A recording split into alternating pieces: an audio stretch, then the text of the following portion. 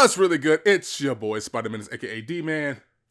Your man, I'm sitting here with my sister, my day one, the one who holds it down for me, my co-host, Daria. Say what's up, Daria. What's up, Daria?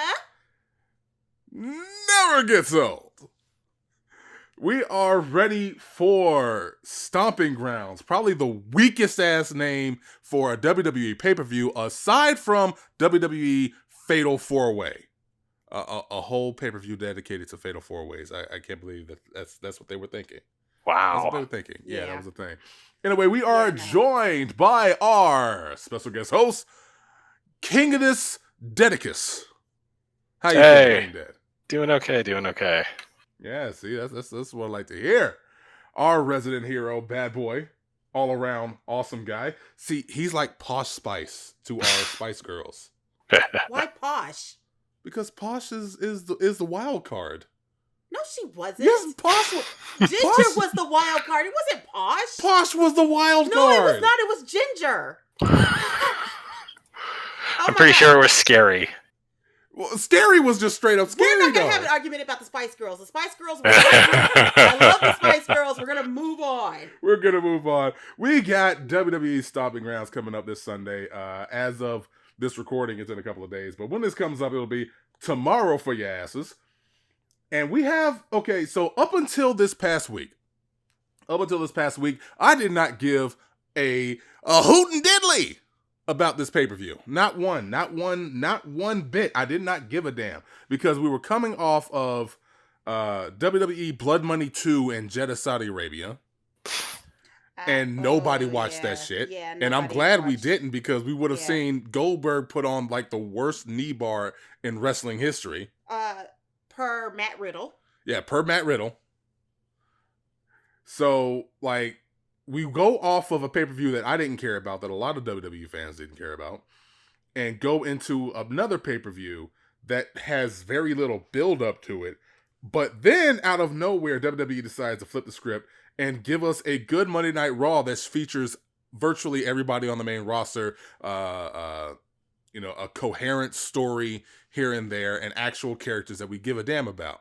Mm-hmm. And then it follows it up on SmackDown with more of the same and some good matches in between. First of all, give Cesaro his coins.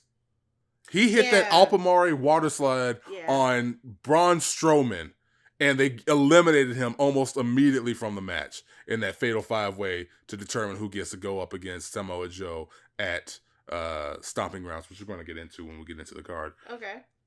But we had good matches, good storylines, humor. It was enjoyable. It was an enjoyable Raw. It was an enjoyable SmackDown. Of course, 205 Live and NXT UK and NXT were all good, but that goes without saying. But like we had some good main roster content. So I'm actually caring about this card just off the strength of these past two. Yeah. But you know how we do. I'm not going to stand on ceremony. We're going to jump right into it. We're going to hit us up with our first match. If this is the first time that you were here with us, we run through the match, give you a brief rundown of the story if you missed it, and then we give our picks of who we believe is going to win the match. Mm-hmm. Maybe even who we want to win the match, because we go, beyond hope and say, hey, we want Rockstar Spud to win a match instead, whatever. Okay. But anyway, first match on the card is going to be a tag team match for the WWE SmackDown Tag Team Champions. We have Heavy Machinery in their first real pay-per-view match. Oh, it is. Yeah, because like they've been featured on like battle royals here and there. Okay. Yeah. But like this is their first real pay-per-view match against Daniel Bryan and Eric Rowan for the WWE SmackDown Tag Team titles. Now, for the past couple weeks, I want to say maybe even few weeks, there's been a little bit of a not rift, but the what do they call themselves now? The world's tag team champions, for the planet's tag team champions. That's what they're calling themselves now. They're the planet's tag team champions. They've been basically ragging on the whole division, but they've been putting Heavy Machinery under a microscope because, as we've all known, when Heavy Machinery made it up to the main roster, they not only lost half of their name. Instead of Otis Dozovich, it's now just Otis. Instead of Tucker Knight, he's just Tucky. Well, Tucker, but Tucky. Okay. So they lost their names, and they've been really goofy, and they really haven't shown themselves to be a decent tag team, even though they really are good, very damn good tag team. Yeah. But this past week, the Planet's tag team champions, especially Daniel Bryan, was on commentary during Heavy Machinery beating up a few jobbers.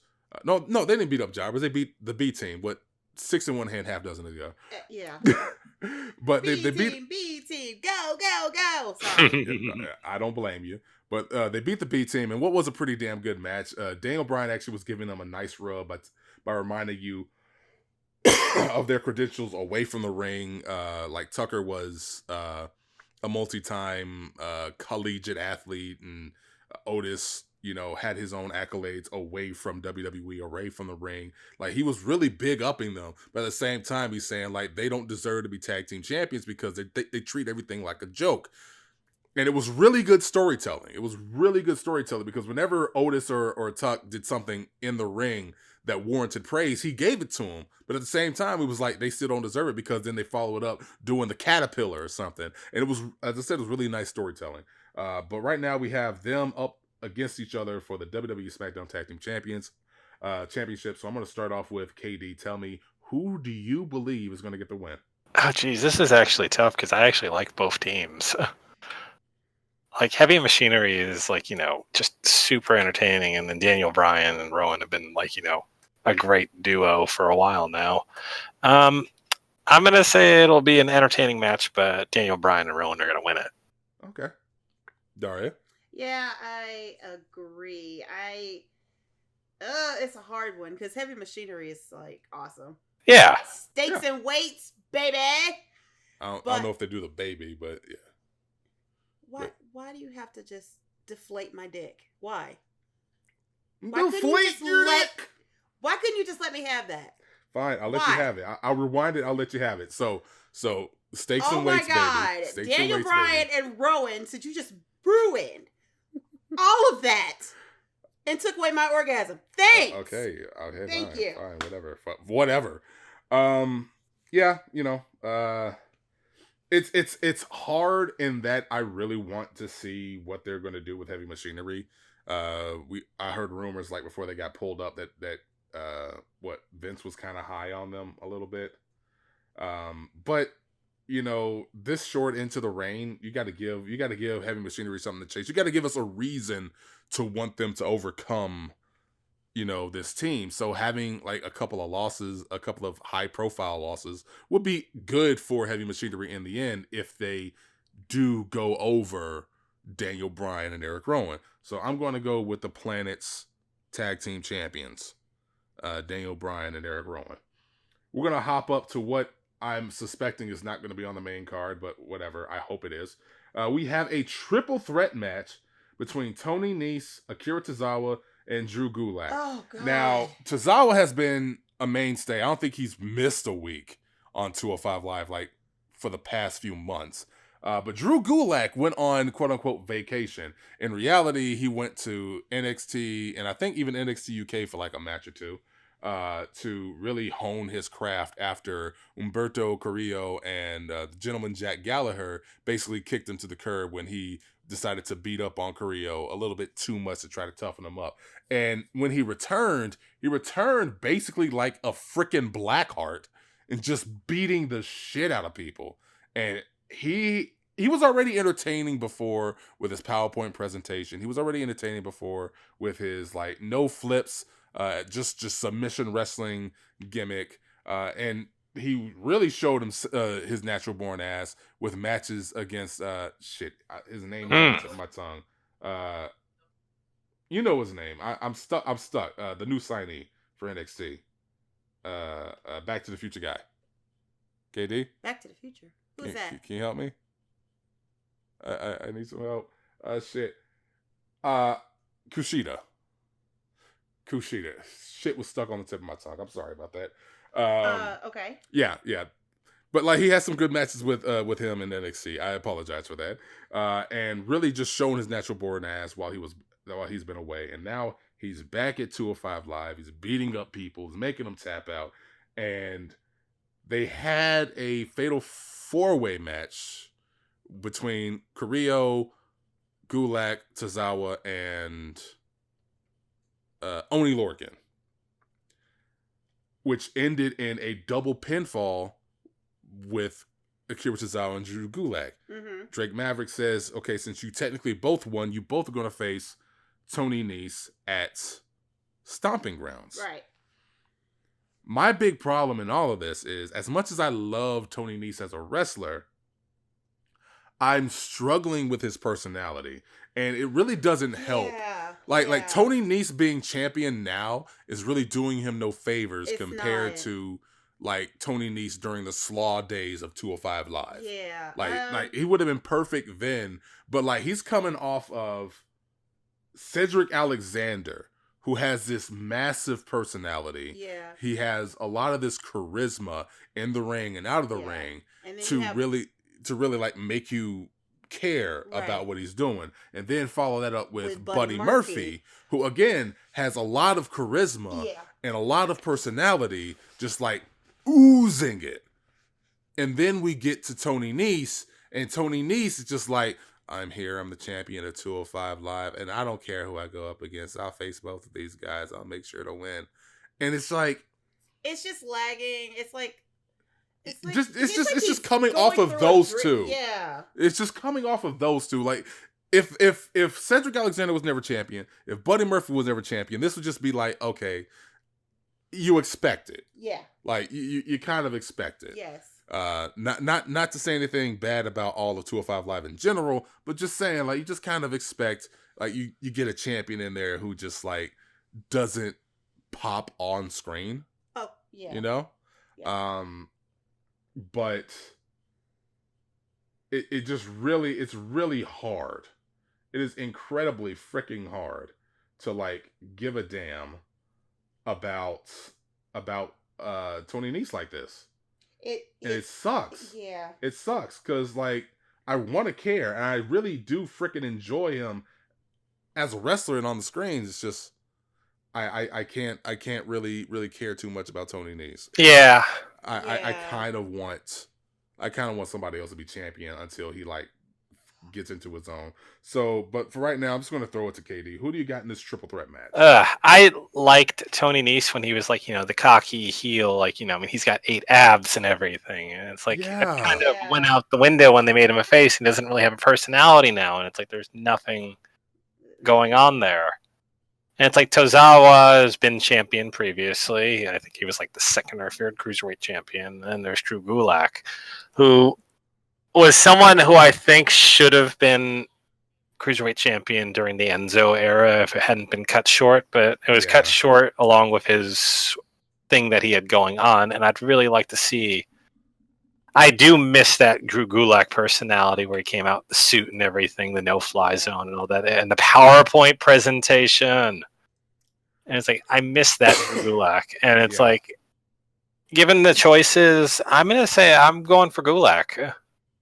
I'd love to see what he can do as Cruiserweight champion. I mean, it's like Nese hasn't really been that spectacular, even though he's not a bad wrestler.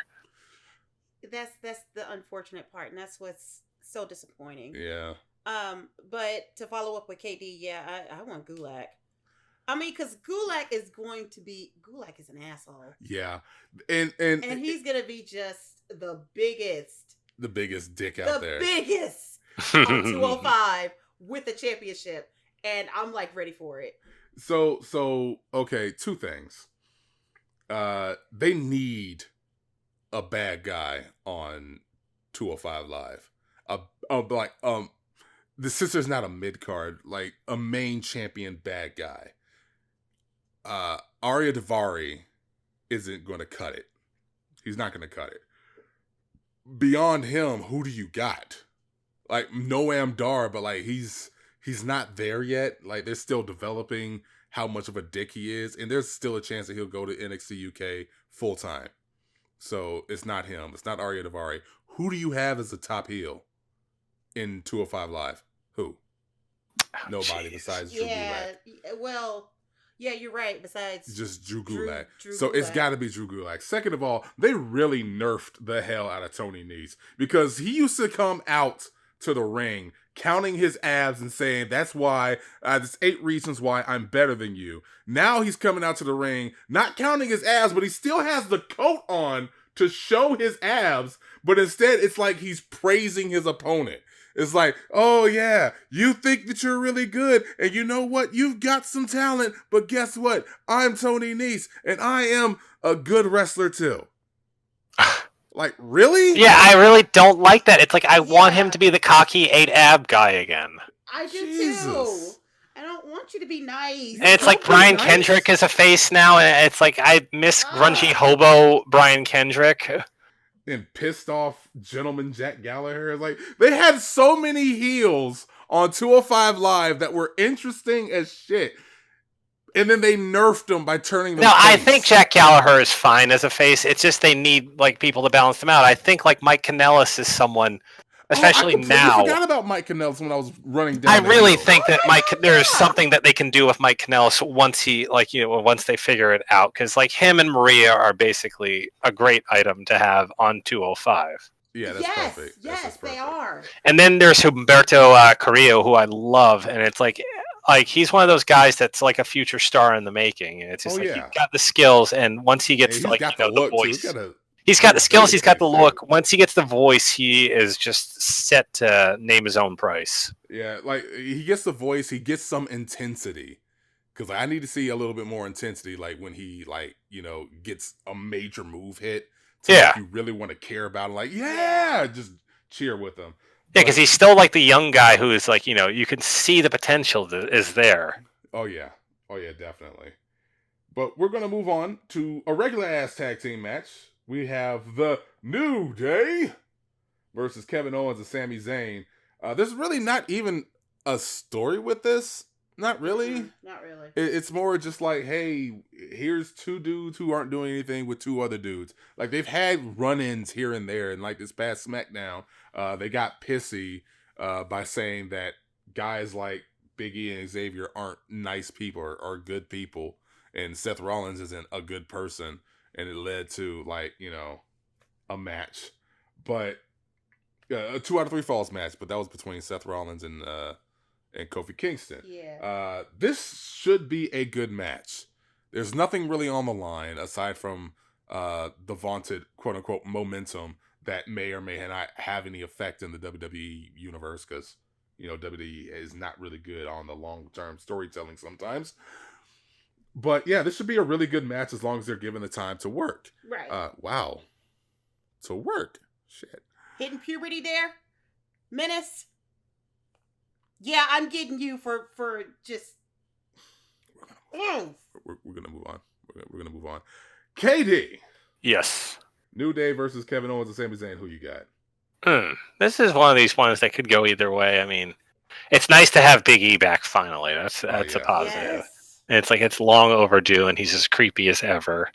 So it's like, I'm honestly not sure, but I'm gonna say Kevin Owens and Sami Zayn somehow win this one. Okay, Daria. I'm gonna stick with my New Day. Okay. So I get to be the tiebreaker. Yeah. I get to be the tiebreaker. I'm sorry. All right. New Day all day, baby. I'm going Kevin Owens and Sami Zayn because New Day does not get hurt with the loss here. They don't get hurt with the loss. God dang it, Kevin Owens and Sami Zayn. Kevin Owens and Sami Zayn need a little bit of momentum. As I said, momentum. They kind of do, because like, think of the last match that Kevin Owens won. Think of the last match that Sami Zayn won. Well, they've been injured. Exactly. They've been injured and they haven't been winning matches. I got you. So they kind of need to build them up somewhere to where if they win, I think it's going to be on bullshit. Okay. I'll take a bullshit win, but like I still need a win. I still need a win. I still need a reason for us to think that they are going to win matches when they go up against somebody. Okay. I mean, at least somebody who's like at their level, not like, going up against some scrub. So yeah, I got Kevin Owens and Sami Zayn. We're going to move on to Samoa Joe and Ricochet for the United States Championship match. The match for the United States Championship. I don't know why I messed that up there. Ricochet won the Fatal 5-Way elimination match, which was actually an elimination match this time. I'm still mad at that. How do the ring announcer announces that Fatal 4-Way before Money in the Bank was an elimination match? Actually, it wasn't Money in the Bank. It was before that Blood Money bullshit. Huh. So yeah. So, like, they announced it was an elimination match, but one pinfall happens, and it's like, no, it's over. Like, the fuck? Yeah. But, like, this was actually an elimination match, and it was a good-ass match. It had Bobby Lashley, Braun Strowman, The Miz, Ricochet, and Cesaro, and they all showed their natural-born ass, even though Cesaro and Bobby Lashley got pinned quickly. But, like, they continued the not so much feud, but, like, their frustrations by ensuring that Braun Strowman got pinned by Ricochet, which is like a nice feather in the cap, you know, to a guy who just got pulled up to the main roster, and really they haven't done the most with that they could. Like, he's good, he's great, not fuck good, he's great, and they need to do more with him, and they already got him in a mid-card title match against Samoa Joe. This should be a kick-ass match. It should be. It should be. It should be. Not just because Ricochet can, like, shine diamonds with ease. And not just because Samoa Joe is a freaking consummate veteran in the ring. Yeah. And yes, he is kind of a douche. But, like, I am anticipating the storytelling in this. I'm not giving my pick, but I don't anticipate Ricochet winning this. I'm not gonna have to agree. I'm not yet. To agree. But let's get the picks officially on the board. King Dead, who you got? I mean, this is gonna be an entertaining match, I think. I'm hoping really badly it is. But I'm gonna say Samoa Joe takes him to the yard and pulls down a switch and beats him with it. Damn. Yeah. Gotta be all graphic with the shit? Okay. It's Samoa Joe. He doesn't take He doesn't take kindly when a son decides he knows his place. Doesn't know his place. Yeah, he pulls out a table. I'm just waiting for Samoa Joe to like start Google searching who his family is just to fuck with them, because so far every feud on the main roster that Joe has had, he has called out somebody's kids or their wife or some shit, and I'm like, Joe, that's creepy. Stop it. I mean, I love it, but stop it. Yeah. I'm afraid to be like interviewing Joe and to be like, what did you say? All right. Why you Googling, Joe? Stop Googling my name. Okay. Daria, who you got? I am going to get cussed out because Ricochet. Yeah, that's our aunt's boy. That's our aunt's boyfriend. Hey, Aunt Thelma. But I'm going to have to go with Samoa Joe. I ain't afraid to say it. It's going to be Joe. At least I. Okay, so if by chance Ricochet wins, it doesn't diminish Joe, and it really raises Ricochet's stock, right? But if Ricochet loses, it doesn't do it anything doesn't to diminish him. Ricochet, and it keeps Joe feeling dominant. Yeah. So which do you think WWE is going to prioritize, in your opinion? Do you think that they're going to prioritize continuing the rising star of Ricochet, or do you believe that... Hello? 1 second. Hold up. KD, can you hear us? Can you hear us? Yes, yeah. Okay. Oh, snap. We almost lost KD for a second. Oh. Scared the frick out of me. You cannot do that to us. But, yeah, which do you prefer? See, this is why you don't use wireless equipment. Yeah, see, that's why I stopped using it for stuff like this. I'm straight up, like, everything is wired. I got wires woven around my legs right now in a cocoon. But, like, everybody's hearing me, though. That's all that matters. Oh, yes. But I got Joe on this. I can't hear D if he's talking. Like, I hear him every now and again for years, I think. Oh, Jesus. Okay, can you hear me very well? Yeah, you're fine. D is just kind of lighting up, but nothing's happening. Oh, hold on 1 second. Hold on 1 second, because we're having some technical difficulties. Elevator music!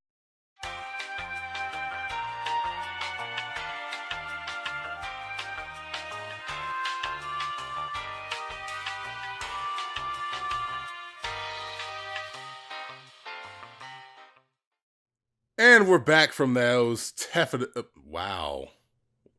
I was gonna say technical difficulties, but my body decided let's mesh them together for some reason, and I said taffeta. We're back from this taffeta. We're back from these technical difficulties. Okay. Sorry about that. For some reason, Discord loves to hate on me. Just loves to hate on me. But hopefully we got those picks in. We said Samoa Joe. Yeah. Now we're on Kofi Kingston and Dolph Ziggler. I apologize for that. But we got ourselves a steel cage match. Kofi Kingston versus Dolph Ziggler. Kofi at Blood Money. I'm going to keep calling it that because I'm not fucking when they go to Saudi. Kofi Kingston goes up against Dolph Ziggler down in Jeddah, Saudi Arabia.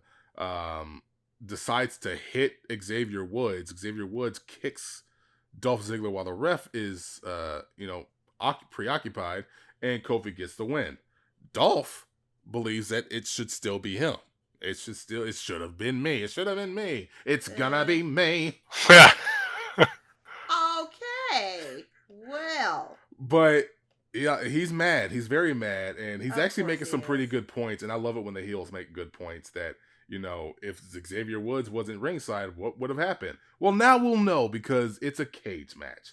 Nobody will get to run away. Everybody will be confined to the cage. Well, I hate it when there's a cage match and you leave the cage. Like, that kind of defeats the purpose of me. It's like, nobody gets to run away. Yeah, you're in a cage, and the winner leaves. Like, that is it kind of ruins the storytelling to me.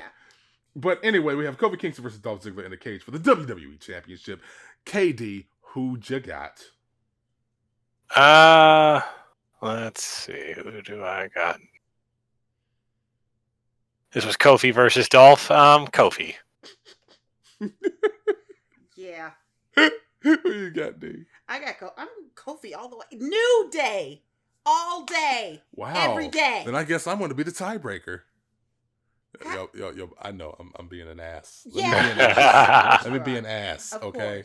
It's going to be Kofi. It's going to be Kofi because, like, Dolph is at that part of his career where unless there's, like, a major move in terms of, like, inserting him into a story, this is not a major story. This is just, furthering Kofi's story.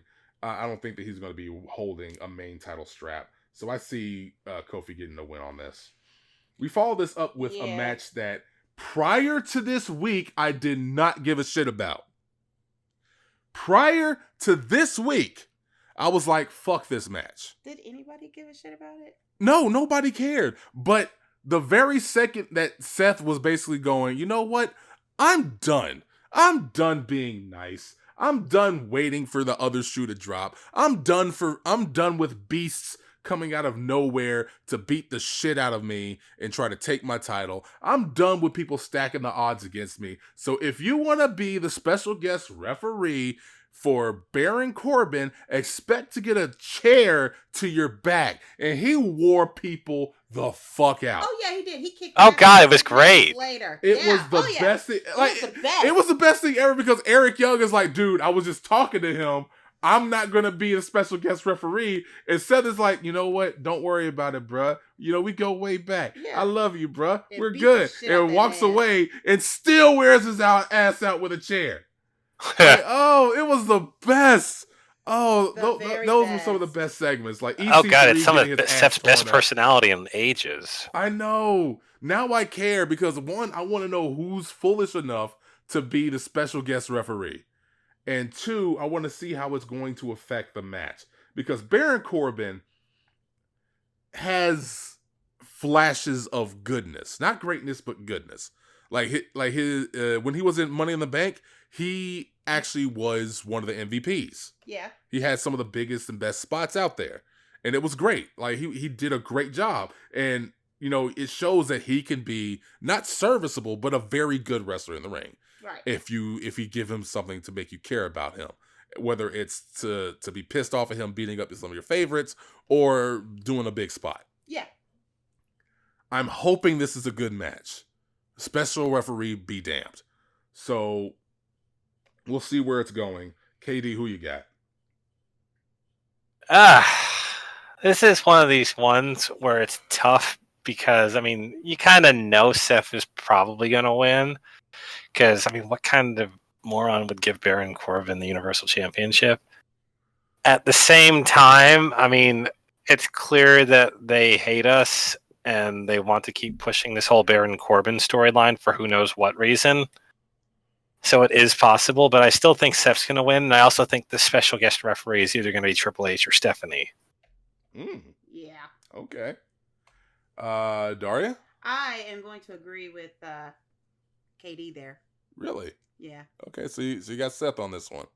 I have Seth, but I think it's going to be some bullshit because it's Baron Corbin, and I don't like Baron Corbin. Okay. And nobody likes Baron Corbin. All right. He's like a parasite. Yeah, an STD, I guess. Oh, damn, you got to throw up the full on STD. Yeah. So KD, idea for when we do these predictions officially, right? Mm-hmm. Extra point if you guess who the special guest referee is. I'm down with it. All right. Who gets the point?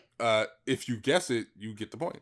Okay. That's it. That's just it. It's like you don't lose anything. You just if you guess it. Yeah, it's just a bonus point. Yeah. Oh, so it doesn't matter. It doesn't matter because if you're wrong, it's just like okay. Okay. I got Seth, but two things. If Baron Corbin does win, immediate Brock Lesnar cash in. I could see that. Oh, I can see that too. Number two, that's also my pick for the special guest referee. Oh, Brock. Wow. Okay. That's an interesting pick. I didn't even consider him. Yeah. Yeah, special guest referee being Brock Lesnar. Oh, God, that's a stacked deck. Yeah. Yeah. It's like it doesn't matter who wins. Yeah, exactly. It's like he's just going to probably beat the shit out of somebody.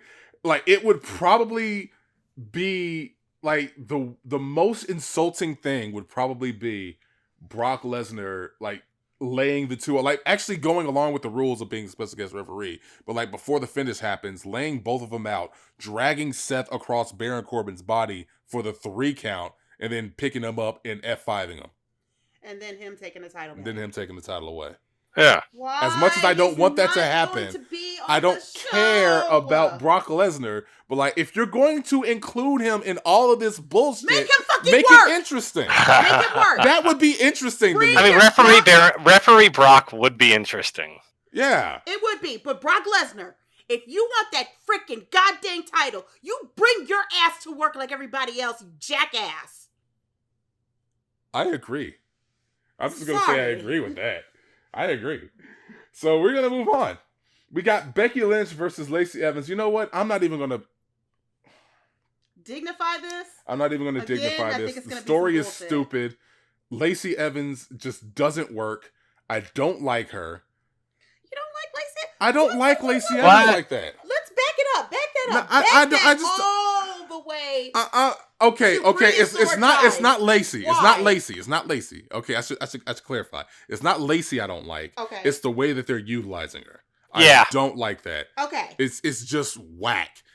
It doesn't make me care about her as a character. It doesn't make me care about her as a heel. Like nothing about her in the way that they have her in this capacity works in my opinion. Okay. That's like fair. there's nothing going behind her.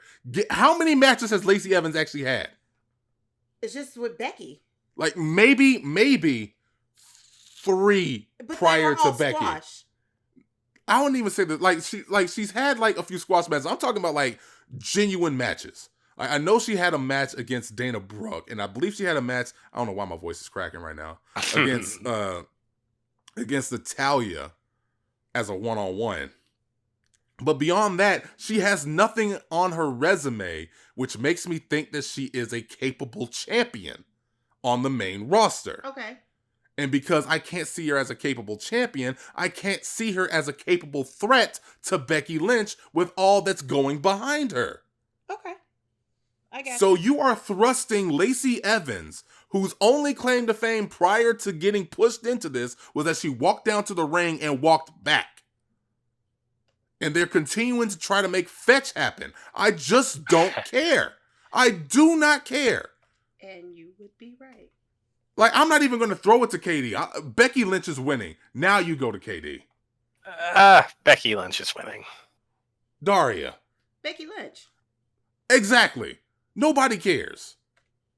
Give Lacey Evans some play somewhere else on the main roster to make me believe that she's a capable champion. Because, like, so far, it's like she's just kind of an asshole and she'll punch you off screen, but that's it. Yeah. What about her in-ring presence makes her a threat? What about her mentality makes her a threat? Not a damn thing. Yeah, she used to be a Marine, but like they're not showing any of that. Yeah. They're not showing You're any of right. that toughness. You're right. They're You're not right. showing that she's a Southern Belle, like outside of the ring, but like once the ring hits, she's gonna knock your block off. They're not showing any of that. You're right. So all they've got is I'm a Southern Belle. Once the bell rings, I'm still a Southern Belle, and she's a threat. How? You're right. I mean, you have a point. You have a point because Lacey was such a formidable character in NXT, which is what got us hyped and behind her. Yeah. The I mean, she thing needed with- more time Even in back to Mae NXT. Young. Yeah, she or needed even going more back to time in Mae NXT. Young, she had more of a character development than what they're giving her now. Yeah, because like all it is this slow, droning ass promos. Yeah. Yeah. That I Like just in don't NXT, give a she shit had a about. character behind her and like, class and stuff, but also like, she was willing to throw hands. That's There you go. how she worked, Yeah. and plus she was on a Yeah. much smaller stage, so like she shined. But like you have so many competitors on the main roster in the women's division alone that are bigger threats than her, and you have not done a good job of telling a story as to why I should consider Lacey Evans a threat to Becky Lynch's title. You're She right. may win. She may well win this match, and I will eat crow. But like, I will still not give a shit. What does eat crow mean? Just like just eat crow. You eat an actual bird? Oh my! Moving on. Moving I'm on. just trying to understand. We what got that Roman means. Reigns versus Drew McIntyre. This has been a story going back because Drew McIntyre, despite being champion outside of WWE for years, for various promotions, despite being NXT champion down in NXT, he is now resorted to being a lackey for Shane McMahon. And it is the absolute fucking worst because I'm going to ask you this question, and it's going to be not rhetorical, but it's just, I just want you to think. Don't give me an answer. I want you to think for yourself. A guy who was once NXT champion, a guy who was slated for bigger and better things, a guy who was once the chosen one during his first run in WWE, and who should have gold around his waist, regardless of if it's main title, or if it's mid card. What is he getting out of being Shane McMahon's protector? He hasn't gotten any title matches. No. He hasn't gotten any main opportunities. He is literally just being Shane McMahon's bodyguard, and he should not be that thing. So why is he doing it? As a character, for story purposes, ask yourself why Drew McIntyre is hanging around Shane McMahon, tugging at his coattails. Because it seems like Shane McMahon is getting sent on a rocket, his 54-year-old ass, hopping off of damn cages and shit. Like, that's what you're there for. You're there to hop off fucking cages and hop off high structures and get your ass whooped. Not to spear Roman Reigns and pin him in the middle of the fucking ring. Yeah, that's kind of a thing. And Drew McIntyre should not be hanging around your ass like that. No, he shouldn't. So, KD, who you got while this pisses me off? This is one of these ones that's like, I'm ready for this story. I've been ready for this story to be over for months now. Roman's going to win. Yeah. Daria? Yeah, Roman. We're going to move on. Drew McIntyre should have won at WrestleMania. I will stick by this. I agree with you on that. I will stick by this. Drew McIntyre should have won at WrestleMania. Drew McIntyre should have been the one to put doubt in Roman Reigns' mind as he moves forward and have a full year-ass story, wondering if he's ready to come back and if he's willing to reclaim his fucking yard. That should have been the story. Drew McIntyre should have won. Instead, Roman Reigns won, and nothing was gained. Yeah, not really. Now you have I Drew understand McIntyre. why they did it, because Roman had just coming back from his... Yeah, I get it. It's a feel-good moment. I got it. But at the same time, if you're going to have a feel-good moment, put him up against John Cena. John ain't doing shit. Yeah, you could do that. But you put him up against Drew McIntyre, who, again, came back after being wasted away his first run to the point where he was on par with Jinder Mahal and Heath Slater. I do like that they brought that back. I do like that they brought that back this past Raw, having him beat the shit out of Heath Slater in the in the hallway. I did like that. Yeah. That was great, in my opinion. But Drew McIntyre is back. Drew McIntyre should be United States Champion, Intercontinental Champion, WWE Champion, or Universal Champion, or for either one of those. Yeah, that's. I can see him with the title and doing good things with that. Instead, he's hanging around fucking Shane McMahon. So since y'all didn't have Drew McIntyre win at WrestleMania and tell a much more compelling story that propels Drew to the heavens and makes you sympathetic. You're not talking. It cut out. Are you kidding me again? This is a cursed fucking recording, but we're going to finish this shit right now. I'm really, I don't know. Technical difficulties. I'll talk about it later. But for right now, we got our last match, which probably won't be the main event, but it's going to be the last match that we're talking about for the Stomping Grounds. We've got Bayley versus Alexa Bliss for the WWE SmackDown Women's Championship. I think they tried this before, and it was like, nothing really spectacular about it. But it's the same thing now. I don't know. Like, this one's a little bit better. This one's a little bit better because you have the wrinkle of Nikki Cross being brought into this. Alexa Bliss, who's been coming off injury after injury after injury, and now looks like she's going to be back in the ring full time. And then you have Bayley, who seems to be changing up her persona just a little bit to be instead of trying to hug the problems away, she'll kick you in your head. Yeah. So because of those factors, I care about this a little more than I normally would. Yeah. But since we want to end this cursed ass fucking recording, let's just go right into it. KD, who you got? I'm hoping it's Bayley. You hope it's Bayley. Daria? Bayley. I got Bayley, but here's what I hope that comes out of this. I hope that despite the fact that it's Bayley versus Alexa Bliss, it'll end up being Bayley versus Nikki Cross somewhere down the line. Yeah. Nikki Cross just manages to steal Alexa Bliss's thunder accidentally, and that's how they break up. But I don't want them to break up yet. I want them to stick together because for some reason, Nikki Cross's crazy cat lady likeness just seems to frickin' work with Alexa Bliss. So yay, that's awesome. Yeah. Okay. Jesus Christ. Yep. Okay. Oh my God! This should not be happening. This should not be happening. We're having this many difficulties with this shit. This should be our bread and butter, and it's no, I don't want, do not care. Shit, now I gotta pull up our shit.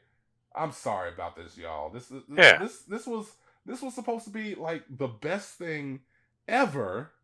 I don't know about that, but you know how it is. It's supposed to be the best way that we handle this with these podcasts, and yet somehow, just what was once routine is now having an issue. But we got through it. We'll fix it up. We'll clean it in post. So I'm gonna run us out, D. Go ahead and run us out. As always, you can catch our podcast on iTunes, link in the description below, or at the website at HEELKAIJU.com. There you can find our shows, articles, and our merchandise to help keep the site up and running and to keep us providing you with content. You can also join the Kaiju Wrecking Crew by following us on our Twitter account at HEELKAIJU, where we'll provide any updates, developments, and insights. Thanks again for listening. Thanks you for sticking with us through these technical freaking difficulties. Yes. Thank you, KD, for your patience and for your wisdom. We appreciate you beyond belief. And remember to keep smashing.